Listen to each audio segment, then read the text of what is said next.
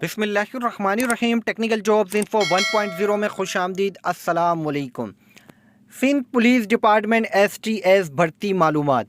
भाई इसके अंदर जो उम्मीदवार अप्लाई कर रहे हैं मुख्तलिफ़ पोस्टों के लिए, मुख्तलिफ़ सीटों के लिए, या एक उम्मीदवार 2 सीटों के लिए, 3 सीटों के लिए, भाई भर्ती की मालूमात के साथ साथ आप लोगों की जो एप्लीकेशन आईडी है, रजिस्ट्रेशन रोल नंबर स्लिप है, इस वीडियो के अंदर आप लोगों को मैं बहुत ही इंपॉर्टेंट इन्फॉर्मेशन बताने वाला हूं, क्योंकि ये बहुत ही नीडी चीज़ें हैं जो आपको पता होनी चाहिए। तो अगर आप चैनल पर नए हैं तो चैनल कर लें सब्सक्राइब, नोटिफिकेशन कर लें ऑन, ताकि आप लोगों तक मज़ीद इस तरह की मालूमात चैनल के थ्रू वक्तन फ़वक्तन बआसानी पहुँच सके।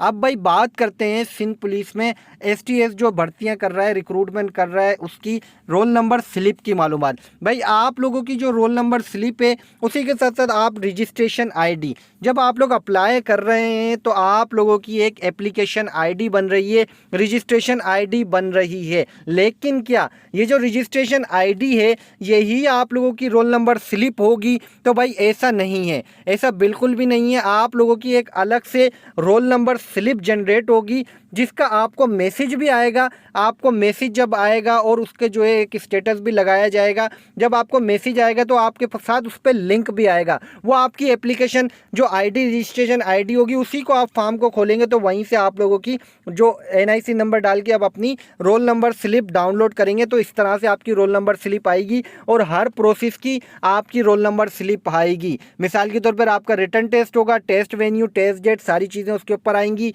उसके बाद आपकी जो है फिजिकल होगा, उसके ऊपर, फिजिकल के ऊपर आपकी सारी चीज़ें जो आएंगी उसकी भी एक स्लिप आएगी। लेकिन अप्लाई के बाद रजिस्ट्रेशन सबूत और इसको महफूज करने की क्या मालूमात है? तो भाई आप लोगों ने एक चीज़ जहन में रखनी है और गौर से सुन लें। जो आप लोगों ने अपने अकाउंट क्रिएट किया है, इसका पासवर्ड और इसका जो आपका CNIC नंबर तो आपको 110% पता ही होगा, लेकिन इसका CNIC नंबर के साथ इसका पासवर्ड और CNIC कहीं लिख के सेव कर लें।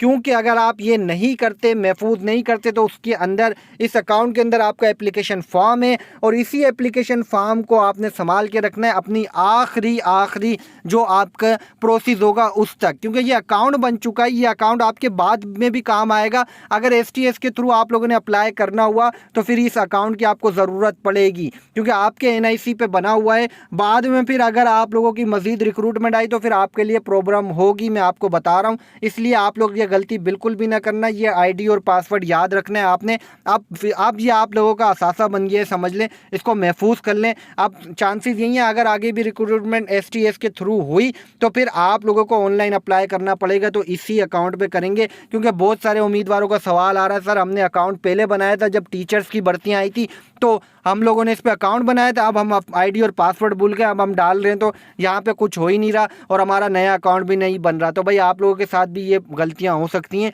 तो ये गलती नहीं करनी। अप्लाई के बाद रजिस्ट्रेशन सबूत यही है और इसको महफूज करने की हिदायत और मालूमात आप लोगों के लिए यही है कि ये आप कर लें। कागजात कौन से लेकर जाने होंगे? तो भाई कागजात लेकर जब जाने होंगे जब आप लोगों की रोल नंबर स्लिप आएगी, उसके ऊपर इंस्ट्रक्शंस लिखी हुई होंगी कि कौन कौन से कागजात लेकर आने। वैसे तो रोल नंबर स्लिप और ओरिजिनल ID कार्ड आप लोगों ने साथ लेके जाना होगा। तो भाई ये थी इसकी मालूमात। आगे मजीद वक्तन फवक्तन जो भी अपडेट्स होंगी चैनल पर आप लोगों तक पहुंचती रहेंगी। मजीद न्यू अपडेट, न्यू मालूमात के साथ दोबारा आऊँगा। जब तक के लिए आप सबसे चाहूँगा इजाज़त। अल्लाह हाफिज़।